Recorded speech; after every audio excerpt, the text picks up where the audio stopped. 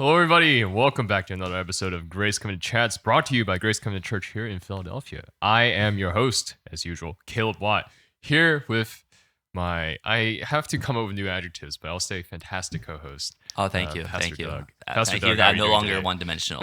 No longer just one-dimensional. the tall guy. Yeah, just the tall guy. How are you today, Pastor Doug? I'm doing well. How about yourself, Caleb? Pretty good. We had a riveting conversation in our last episode, so go check that out if you haven't seen it already. And we have another interesting topic for us now. What are we talking about, P. Doug? Well, I want to continue talking a little bit more about friendship. So for those who are listening who go to GCC, you'll know that we've been in a relationship series, and we kicked off the series by talking about friendship. We talked about it for 2 weeks. And a comment I made in the very first message on friendship was that community is different from friendship. I think we talk a lot about community at church, like, oh, let's be involved in the community. Let's like love one another, care for one another. Let's be united together. And that's good. But that doesn't take away the need for friendship on a more individual level. And I want to talk a little bit more about that. Like, what's the difference between community versus friendship?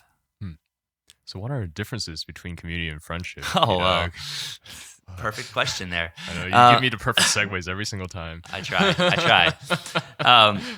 Well, community is the sense of belonging. And I would say that's what marks community, is a sense of belonging, right? When you are a part of a group, there's something that unites you to that group, right? There's something in common, right? If you go to a cappella group, what unites you is being part of that group and singing, right? If you're part of a dance group, it's like the dancing. If you're part of like a political group, it's like the politics that you share. If you're part of a board game group, it's like your love for board games. Part of a video game group is love for video games, right? There's something that sort of unites you. There's something common, something that you share together, and that brings a unity, right? You're united by this thing, right? And in the church, ultimately, what unites us is Jesus, right? It's Him. He's the head of the church. We share it, as it says in Ephesians, like, He's one Lord, there's one baptism, such and such. There's this oneness in the church that we share because we're united in Christ, who is the head of the church.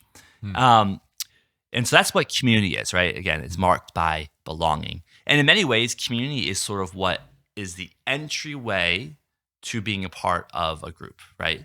It's that sense of belonging. Because when you feel that belonging, you feel like you're a part of it. And that's good and it's necessary.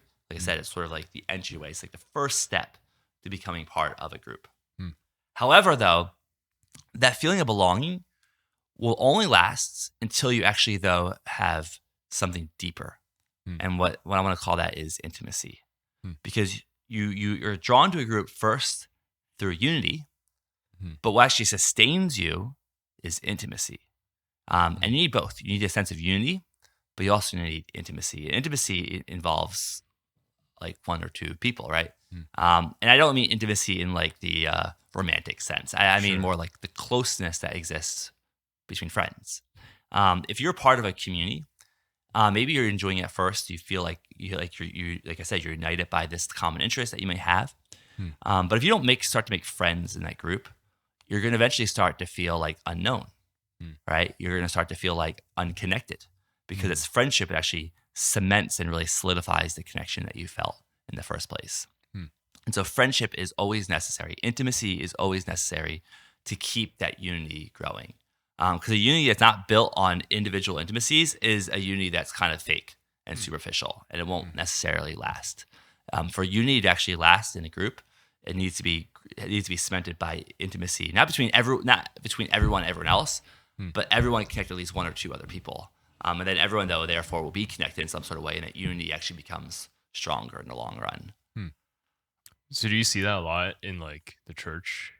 Right? Yeah. Where like people feel like they're or like join the church are like very like enthusiastic about it, but then after a while, like a year or two, then feel like they're not known and stuff like that. Exactly. Yeah, I've seen that unfortunately way too many times. Like someone gets really excited, they come to know Jesus for the first time. That's awesome. Like it's great, and they're really excited. They have a lot of energy. They want to like go to everything because they feel a strong affinity to the group. Right? They're like, oh, I know Jesus now, and I love this group. I love this church, and so I'm gonna like come to everything.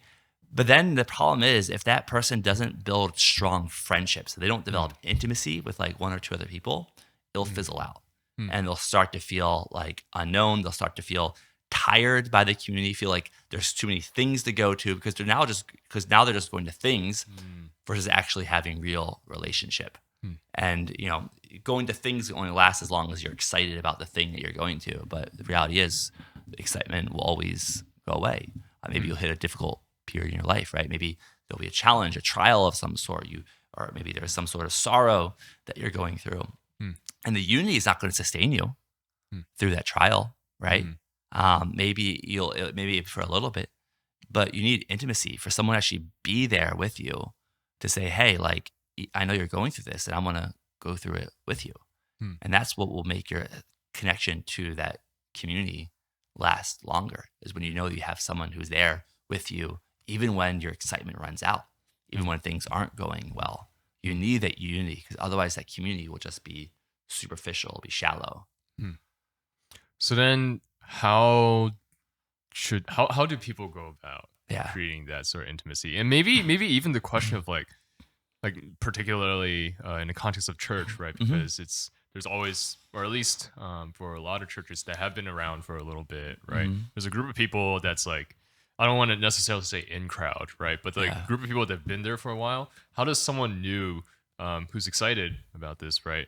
About joining the church, then go about creating those relationships, right? When a lot of times, like, the people who are already there maybe aren't exactly like looking for something new, right? Yeah. If that makes sense. Yeah, it makes sense. Yeah. I mean, the first step obviously is joining a small group, right? Okay. If you're part of a church and you're trying to develop more intimate friendships, you need to be part of a small group. Because I think in many ways, small group is the answer to sort of this problem I'm talking about, right? The issue of the unity and intimacy sort of tension. Because we have unity in the church, in the greater body, and then we have intimacy in a smaller group, right? In family group or a small group or whatever, community group, whatever your church may call it. And so that, I think in many ways, that's the answer to that. And I know that sociologists and such have talked about how as an individual, we need to have both like a broader connection, a sense of belonging, but we also need to have an intimate connection. So in our lives, we need both larger groups and smaller groups to sort of meet our different emotional and sociological needs. And I think as a church, sort of the answer to that is having, Sunday services being the larger group, the larger gathering. We worship, we remind ourselves of Jesus, the gospel that centers us. But then it's in small group where we have the intimacy, where we have people who know us and are with us. And so what that means is, if you want to get connected to a church, you need to go and join a small group, firstly, if you're not part of one. And then you also need to open up in that group. Don't just go just because you're trying to consume something, right? The goal of a small group is very different from like the goal of like a large group, right? A Sunday service. Obviously, Sunday service, you should be contributing in some way. You want to be serving in some way. That'd be the hope. But there's a little more of like, I'm here to hear the word. I'm here to be challenged, to grow. It's kind of a little more like you come and listen and consume in some sort of way. Obviously, shouldn't be the case. We want to serve, right? Yeah. But family group is very different from that. You don't go to try to like get some nugget of truth, right? If you're going to family group or a small group because your goal is to learn some truth, that like nugget of truth that you can like take away, you're going to always feel a little empty if that's your goal. Because sometimes actually what will be really powerful about that family group will be the connection that you have with someone else. Obviously you want to learn, right? We study the Bible, right? In a small group, and we want to learn. But we do it together, right? If the goal was just getting that nugget of truth, we can do that at home by ourselves, right? We can read the Bible, we can open up a commentary, right? We can understand the passage. But we do it together because we want to be challenged together. We want to walk together. We want to share what we're learning and be held accountable to that. So if you go to a small group, your goal isn't to consume religious knowledge. Your goal should be connection with others. And that means you have to open up and share and be vulnerable in that space. Otherwise, that space is not really doing what it should be doing for you. So then what's like a approach to like Bible study, right? Since I guess that's like how most church groups like, do stuff, right? Most small groups that I've seen or like see advertised are like always Bible study, right? Yeah. So how I think you've already touched on it a little bit, right? But like, how does Bible study with people in a small group context geared towards like, building connections, building relationships look different from like, again, study, because again, the word study carries a lot of academic connotations, which is not very warm and fuzzy, not very like, let's build relationships, right? So how should that look in like these Yeah. sorts of contexts? In a small group, right? When you're studying the word together, the goal should be accountability and mutual like upbuilding and encouragement, right? The goal isn't necessarily to get like a nugget of truth, but to actually allow that truth to draw you together and to be something that you like live out together, right? It should cultivate intimacy together. Because if you're just going just to learn something for yourself, again, like I said, you can do that on your own. I remember one time I went to a Bible study. This is many years ago, and like people were sharing, talking, and then the family group leader was like, "Oh, hey," asked this one person who hadn't been talking, "What are your thoughts on it?" And we were doing inductive, where we have the observation, interpretation, and application. And that person just shared all their observations, all their interpretations, and then their application. Like, oh, that's what I thought about the passage. Everyone's like, that's the whole thing. Like, yep, that's what I thought. And then they didn't talk the rest of the time. Like, you could have done that on your own, right? There was no sense of actually listening to what other people had to say. There's no sense of actually like trying to like learn and maybe bounce ideas off of others. Like, you go to family group to discuss, to share, to open up, to be vulnerable together, to be challenged together. So the goal really of a family group Bible study should be that you're being brought together, there's connection being made, and there's a desire to grow together. It's to form accountability, to form a sense of like partnership in your growth, to actually like live it out. That should be the goal, right? You're not going just to learn something because you can do that on your own. You're going to learn how to live it out, and that's how you need others to help you to do that. I like that thought actually a lot. Like going to, as opposed to going to learn something like maybe like, again, academic might be the word that I would use, right? It's something that's, I think accountability and living it out makes a lot of sense to me. Yeah. Right. Because you're being challenged together, and then you hold one another accountable Exactly. to live it out together. Yes. And that's the intimacy that we need, right? Because intimacy leads to greater accountability, and it leads to greater transformation in our own lives, right? When we're just only brought together through unity, there's less urgency to actually grow. We just sort of coast, right? If there's no intimacy to actually undergird that and push us to grow. So then as you get more and more integrated into a community, right, with like personal relationships and stuff like that, then what's the role of community, like the overarching community, as you're like further into this process, right? Yeah. Because I guess like there's a sense right now where it's like community is the gateway to like this, right? But community doesn't disappear, right? So then what should community be? Yeah. Right. That's a really good question, because another sad thing I've seen is that people who are part of the church for a while, they start to develop really close friends, and then they actually they still part of the church, but they kind of like distance themselves because they realize, oh, I don't need to come to things anymore because I've got my friends, which is sad, because we shouldn't ever think that we got what we came for right out of the church, and now I can just sort of like coast. I think we need to keep coming back, because we need to be reminded that that the life we live is bigger than just me and my friends, right? I have a connection. Like, I can call this person who I don't really know that well brother or sister, because we're united in the gospel. So I'd say the biggest thing is just this reminder that it's not about us. Because if we start to get too closed off and too focused on our own individual friendships, that's kind of like self-centered. Obviously, you can still grow, you can be challenged, and that's good things, but the unity is what reminds us that there's something bigger in our lives. And that's what we need. You need to be reminded of that bigger story that we're a part of, that the gospel that unites us, the gospel which centers and grounds the church. And so that's why we keep coming back to the community, to be reminded of who Jesus is. And also to be taught that there's a teaching, there's a unity in the teaching that comes, right? We put ourselves under the word together as a church, right? There's teaching from the pulpit, right, on Sundays. And so we want to have this story that unites us. We want to have this teaching and then a direction, like a direction that we're going as a group. So I would say that's the biggest thing. It's this belonging that we need to have, because it anchors us and reminds us that life is bigger than just me and just hanging out with my friends. I like that. Yeah, I think that also touches on one of the other questions that I had, was going to have, which has now been answered.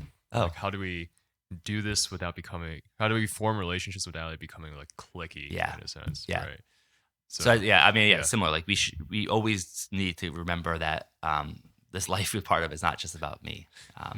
If it's just me and my friends, then you can find friends anywhere. Right. But in the church, the friendship is meant to propel us forward and and propel us into growth. And we're part of the church because we want to be taught. We want to come to like unify ourselves in the gospel. But we also should always be recognizing that maybe God will bring new people into our lives. We don't want to close ourselves off because maybe there's a new friendship that we can have that will actually add a new dynamic, a new level of growth to us. Because we always want to have this mindset. It's not about me. We don't want to close ourselves off. Like God could always be doing a new thing, and we have to be open to that. Yeah. I like that. You have any concluding thoughts for us, P. Doug? Yeah, let's not hide behind community. If you feel like you feel like you belong to the church, that's great. Maybe now the next step for God's calling you is to go a little deeper, make yourself vulnerable, open up. Next time you go to a small group or family group or whatever, start to take steps to like really make friends, because the feeling of community and belonging can only last so long. You need friendship to sustain that. But P-Dog, what if I get hurt in my friendships? How do I deal with conflict in relationships? Oh, well, then you listen to our last pod chat. You listened to our last episode where we talked about this very topic, because you have been listening to Grace Covenant Chats here, brought to you by Grace Covenant Church here in Philadelphia. Almost messed up our church name again, but that's okay. If you're new Someday here... you'll learn. Someday I'll learn. I've been here for how long? I still don't know. But if you're new here, go check us out at philly.gracecovenant.net and go check out our sermons on Sundays. We're in Meyerson, and they're streamed on YouTube here. We're going through a relationship series, and we're talking about relationships like friendships and family relationships and more. Okay, all brought to you by our lovely P-Dog. And so, yeah, we will see you next time, whenever that may be.